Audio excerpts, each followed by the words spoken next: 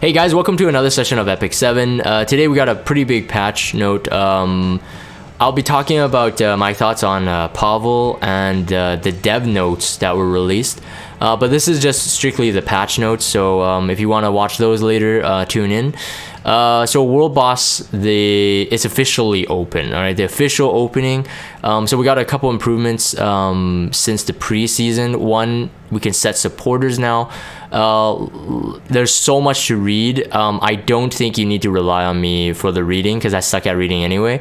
But we got a bit of rewards and we got a bit of reward adjustments as well. I'm liking where this is going so far. Just gonna say that as an umbrella thing. So if I start saying anything negative about World Boss or any of the features below, just know that I think they're going in the right direction for the most part of pretty much everything I've seen so far.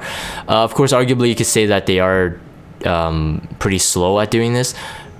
Supporters reward. So yes, so basically you do your World Boss and you will get supporters reward. You get more Commander's Armband, which I think for most players, if you've gotten all your copies of Proof of Valor, I think you have too much Commander's Armband.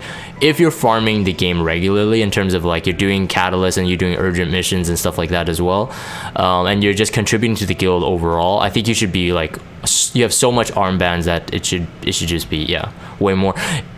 It would be interesting that they allow armbands to purchase the artifact charms as well, because I think just the guild crest itself is usually not enough, especially if you're farming or spamming for artifact charms. They have a new reward ranking system. So someone on stream was saying that this is like Devil May Cry, So we were joking that the Devil May Cry collab is confirmed because of the plus. So basically now, I still don't understand it. I think the problem wasn't like more rankings. The problem was the reward itself. So triple S plus, you got a double S plus, you got an S plus, you got an A plus as well. Again, from one of the previous dev notes saying, when they were talking about the ideas of improvement, the rewards, I was mentioning that I don't think adding more tiers solves the problems. But regardless, even though that they've added more tiers, it doesn't solve a problem in my opinion, but it does give you better rewards overall. So this was the actual problem. The rewards was the problem, not the ranking. Now, even if you look at the ranking, other than contributing more points, you're getting the same like rewards. So SSS plus, you get 8.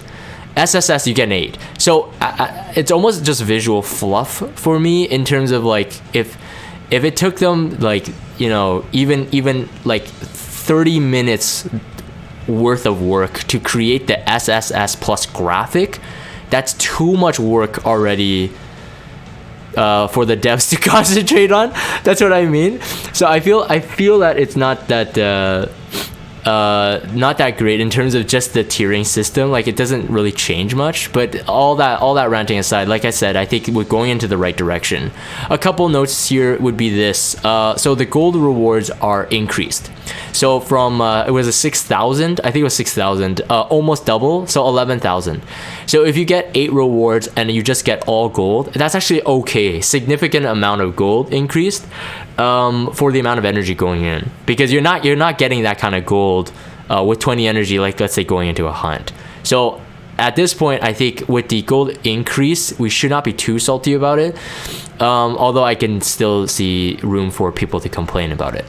Probability of increasing the equipment conversion gems will be increased. I do like this, although when I was reading this, I was worried that this dilutes the pool for other cool stuff like gold transmit stone, the Molagora. But they said common runes and handmade snacks will be deleted, and that's actually another topic in and of itself. The handmade snack will be deleted. Wasn't it called homemade snack? I've been calling it homemade snacks for the longest time. Anyways, maybe it's handmade snack. So whatever, they're getting rid of the common runes of the snacks, so that will automatically hopefully increase the percent for all the other cool stuff to be increased at the rate of their dropping. Brave Crest rewards will be added.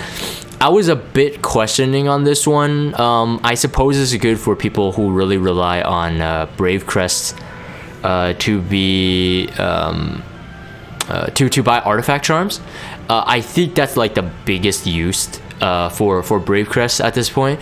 But yeah, it won't dilute the pool. I suppose it's more useful than common runes and handmade snacks, so it's a welcome addition, I think.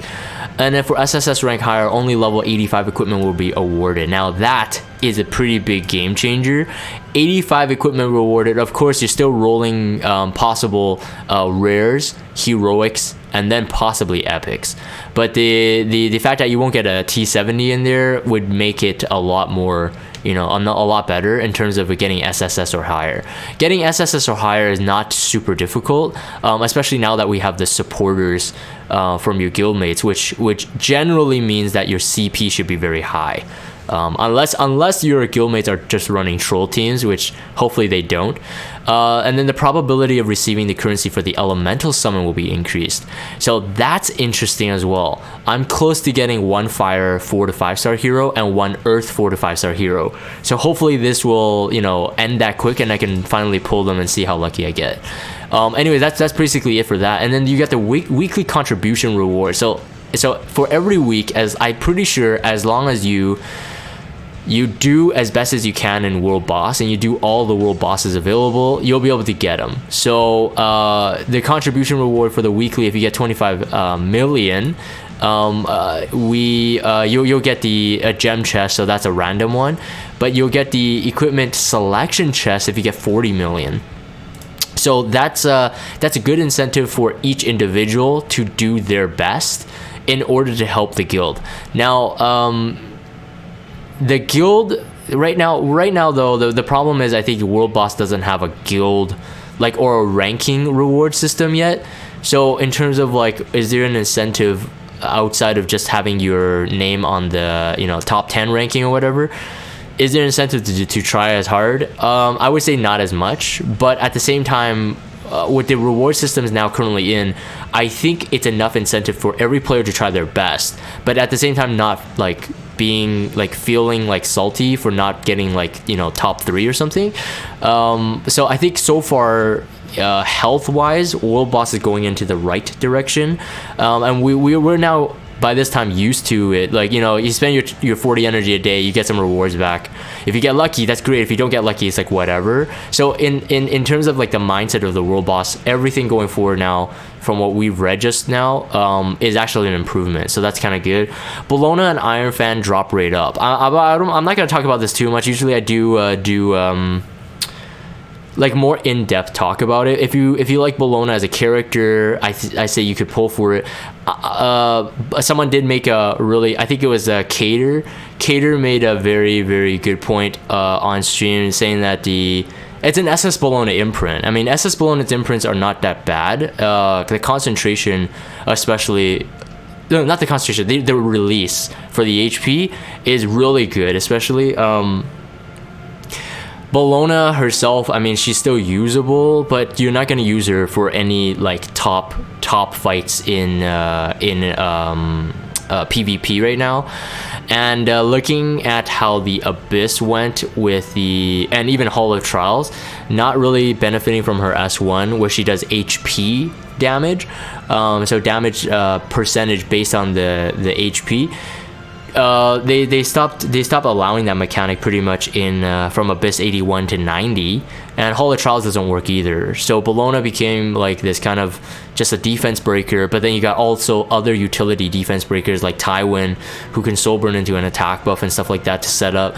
Bologna herself, she could be a decent damage dealer. Her exclusive equipment is out, but again, the problem is I don't think her exclusive equipment makes her usable, because she can strip buffs, but not enough to defense break, not on the same skill and stuff like that. So there's a lot of problems. Hopefully we'll see some love put into her. And of course, Bologna's still really good for PvE though. She's a good farmer. She's a good farmer for Banshee if you can't do Banshee one shots. She could do Azimanic 11 very easily as well. So Bologna is useful if you got the spare bookmarks. But then at this point, Pavel has had a intro video from the Korean side. So you might want to save your bookmarks for that. Although Iron Fan, people are saying that, yeah, if you're missing Iron Fans, maybe you want to pull it. I would probably wait for the powder shot myself though. That's my thoughts on it. And people are saying that, you know, Pavel might be good with Iron Fan. I would still, based on Pavel's skills, I would still prefer him on a portrait or something like that, or even a Tonfa if you're running him in an RTA scenario. Iron Fan might be good, but it's locked to a nice hero. 5-star Ambitious Tywin. So if you haven't checked out my Ambitious Tywin video, again, I'm gonna keep this thought short. Definitely check it out. It was on one of my videos breaking down, analyzing the preview video, again on the Korean side. A lot of people keep saying that Ambitious Tywin with what's it called, Alina to counter Bashar is good. The problem is, and as we've seen in the video, his S2 only cleanses when he is debuffed. So, you know, a lot of people arguing, saying that just make him 0 resistance, right?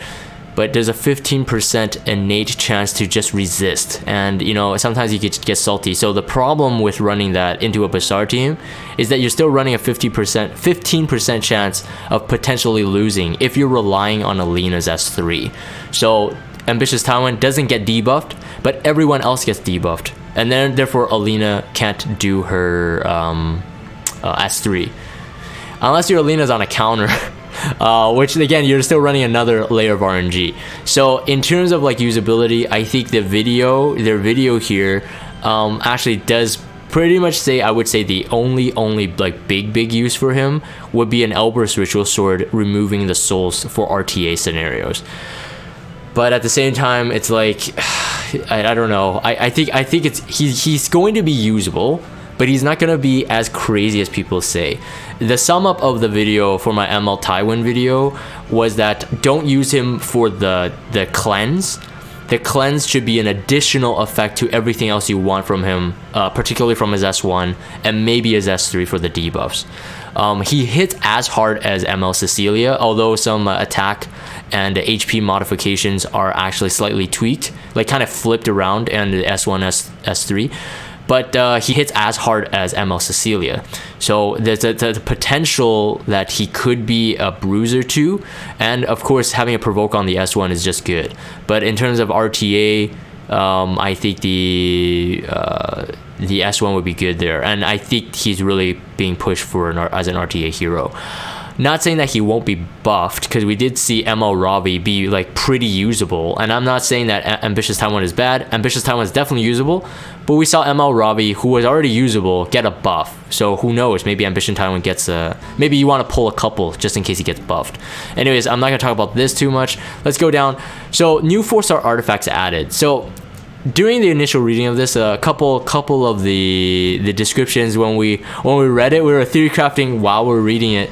I was theory crafting with the stream chat, and then it ended up not being that great. So first things first, we got a artifact here for a ranger. You got up to 100% chance, so that's a plus 30, up to 100% chance of removing 2 souls after a single attack. So single target attacks. It's not locked to the S1. So a ranger like Assyria might be okay with it, but I think Assyria should be really focused on debuffing. But yes, of course, in the comments down below, as we're commenting on these usage or use scenarios for these 4-star artifacts, feel free to leave your comments down and just you know, maybe we're not thinking about something. But in terms of I think usability here on a defense, if you have a defense ranger doing an S1, most good defense rangers will start their fight with an S3, and most of them are AoE. Most, okay? So it might not be that good. Like an ML Lytica might be okay with this on a defense team, but again, like who runs ML Lytica on a defense team? I'm not quite sure. ML Lytica might be good with this on an RTA scenario as well, but there could be better artifacts for it. But regardless, 2 souls is nowhere near the level of an Assassin Sid, and of course it's not near the potential of ML Tywin. If you got Elber's Ritual Sword, he removes 4 souls every time he does the S1. So in terms of that, I think the Andre's crossbow is like a I was saying that this batch of 4-star artifact, while nice, it doesn't feel as prominent as like a Toggle's Ancient Book, a Megara's Tome, a Hellcutter even, or even a Portrait of Savior, although that is a limited artifact. In terms of their change for the landscape of like artifact uses, I don't think any of these hold a candle to any of those artifacts that I just listed. And there's other 4-star artifacts that are just more OP too. But anyways, let's continue. So this one is a 2 image because it's actually scrolling down. That was one of the problems. So if you read the level max here on the first image, decreases damage taken by 8%. Effect increases by 8% after every attack suffered. Can be stacked up to 3 times. So it's like a reverse proof of valor. And when additionally it looks like so it says when more than 1 damage reduction effect is granted, only the strongest effect is applied, and then the effect resets at, and then we didn't finish reading this. So on the initial reading we were like, woo, this is like really OP for a Dark Corvus. And Sour Pie even was saying that, oh yeah, you just run a proof of valor on the other team, and it's like it's super tanky. Then you go to the second slide and it says the effect resets at the beginning of the caster's turn. So if you don't have, let's say, someone with an AoE sort of damage reduction, this can still be usable. I mean, an 8% damage decrease is not bad, and it's every single attack suffered. So if you're using this warrior on like let's say a Dark Corvus, going into an SSB comp, and you have someone with a Proof of Valor, but you don't have someone with, let's say, Alina's passive reduction, with an Adamant Shield, with the C Armant's crit reduction. So again, for newer players, the mechanics between damage reduction and damage sharing are 2 separate ones. So you could stack them both, but you can't stack themselves. So you can't stack 2 damage share, you can't stack 2 damage reduction. So whichever grants the highest damage reduction will be applied, at least based on all of the descriptions in terms of damage reduction mechanics, in terms of artifacts and in skills. So yes, so just keep that in mind. But of course, yes, 8% is not terrible, and if you get an SSB S2 proc, you will get up to a 16%. But I mean, like, the question is, like, is that enough? Is that enough to merit that, you know, potentially important artifact slot for this one? We'll have to see. It's not usable, it's just that it's not super game changing in my opinion. Steadfast Gatekeeper, this is a night exclusive artifact. This is kind of like a Hill-like Lance, although less CR boost, but for AoE. So someone was saying that this could be good for Lilius, you know, with a Bazaar into a Lilius. You know, Lilius would be good with this. I was thinking a C Armament would be nice for this too.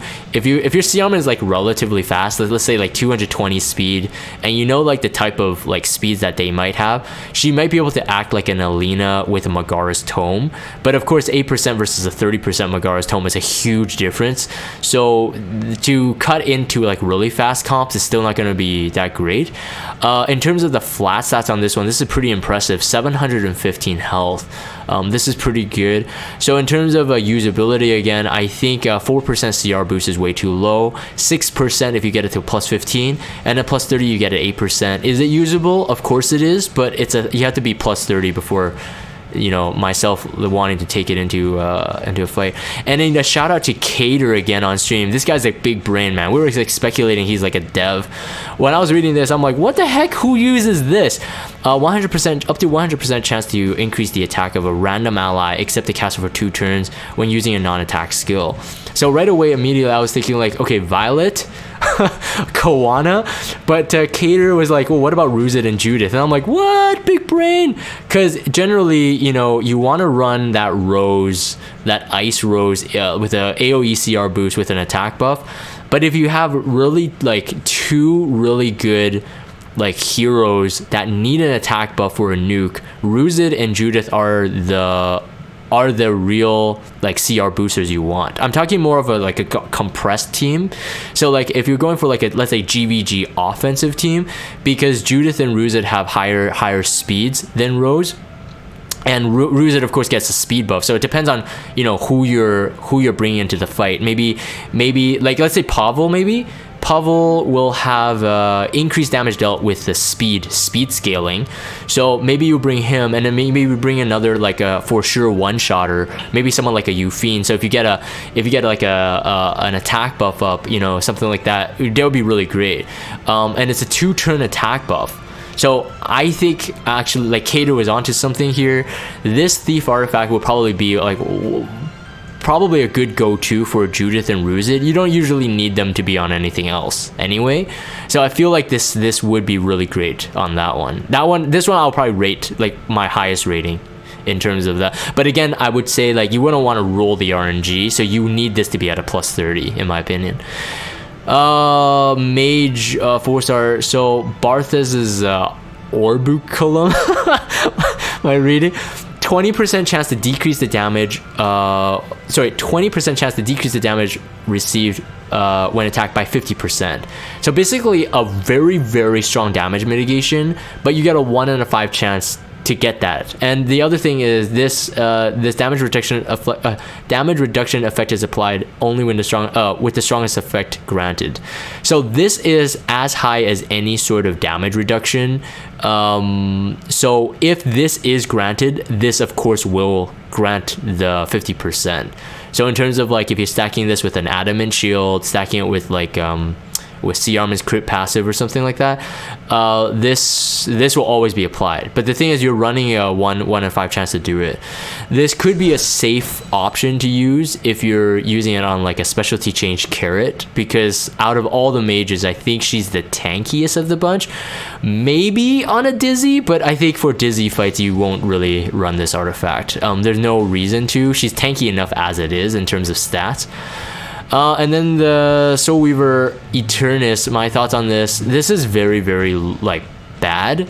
I think increases the combat readiness of the caster by 8% when a debuffed ally, except the caster, starts a turn. So even if, let's say, your healer is pretty slow and you have all three, let's say in an arena scenario or even an RTA scenario, so 4-man scenario, you get 3 turns, and even if this is maxed, you only get up to a 24% CR boost. Now, it could be good in terms of like you're getting the CR push before the enemy gets a turn.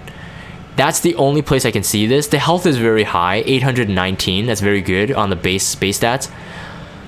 Otherwise, Magara's Tome is better because Magara's Tome gives you a 30%. So even if the scenario I was saying, as in all of your 3 members have a turn before your healer gets another turn, she's only getting a 24, she or he, I guess, like, because there's going to be guy soul weavers, of course, and there are guy soul weavers, they're only getting 24%. So other than actually cutting in, and that would be very, very like RNG, unless you know the exact speeds of your enemies and you can control the CR and speed outcomes. This would be a very high risk artifact to run on a Soul Weaver.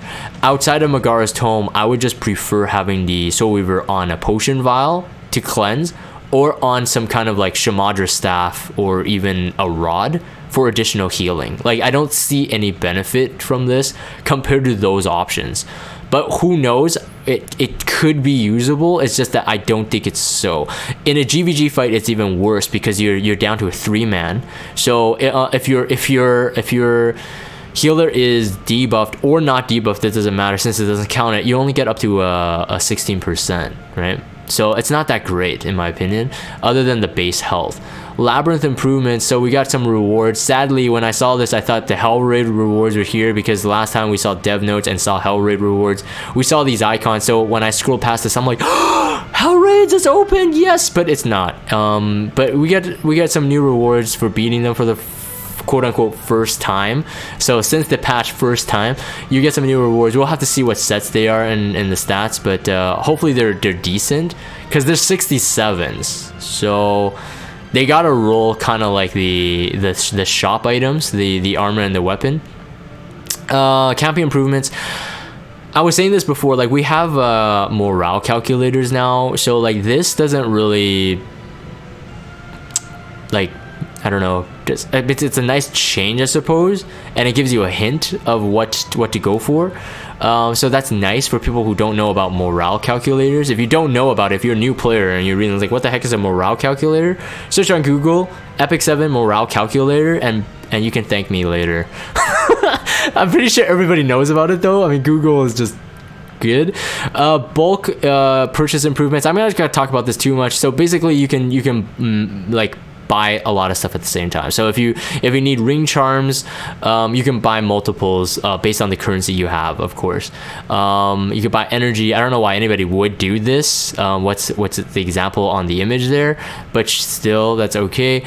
New sorting. I didn't want to talk about this. Oh, I want to say this though. I was asking the stream when I was reading this, I was saying that, is there a way, let's say if you have like a lot of speed, like a lot of speed subs, but they're like mixed between, let's say, like a unity set or a counter set or something like that, but you kind of lost track of which pieces has the higher speed, and you want to build like a really fast CR booster. I was asking the stream, is it possible to actually sort where you can find a specific substat and also sort it by the highest of that substat? So for example, I'm ignoring sets, but I just want to go for speed substats. I want the highest ones, and everyone on the stream says no.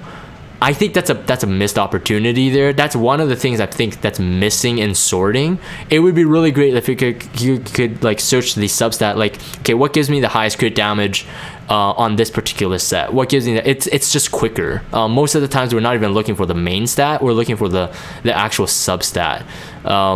Anyways, but that's a little fine detail that I hope that they will improve. I'm confident that they will, because they have improved almost every single UI thing that I've had a complaint about. So hopefully that will happen soon. World Arena improvement fixes. I'm gonna skip this a bit. They're very, very minor fixes. Reputation restructuring. You can receive all.